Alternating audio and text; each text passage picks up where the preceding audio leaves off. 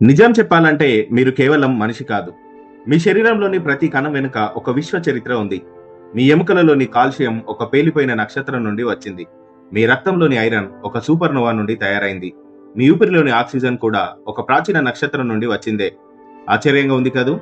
ఒక్క విషయం గుర్తుపెట్టుకోండి, మీరు విశ్వం నుండి వేరుగా లేరు. మీరు కూడా విశ్వమే. మన యొక్క అసలైన మూలాలన్నీ నక్షత్రాల్లోనే ఉన్నాయి. హైడ్రోజన్ అనేది ఈ విశ్వంలో పుట్టిన మొట్టమొదటి మూలకం. మీ శరీరంలో ఉన్న నీరు, మీ డిఎన్ఏ, మీ కణాలు ఇవన్నీ ప్రధానంగా హైడ్రోజన్ అణువులతో నిండిపోయి ఉంటాయి. మరి ఆ హైడ్రోజన్ అణువులు ఎప్పుడు ఎలా ఏర్పడ్డాయి? ఇప్పుడు తెలుసుకుందాం. బిగ్ బ్యాంగ్ జరిగిన కొన్ని నిమిషాల తర్వాత, అంటే దాదాపు 13.8 బిలియన్స్ సంవత్సరాల క్రితం హైడ్రోజన్ అణువులు ఏర్పడ్డాయి. అదే హైడ్రోజన్ ఇప్పుడు మీ జీవాన్ని మోస్తూ మీ ప్రాణాన్ని కాపాడుతుంది. ఆశ్చర్యంగా ఉంది కదా? మీరైనా నేనైనా ఈ క్షణంలో మనం తీసుకుంటున్న ఊపిరి, అందులో ఉన్న అణువులు బిగ్ బ్యాంగ్ కి ప్రత్యక్ష సాక్ష్యాలు.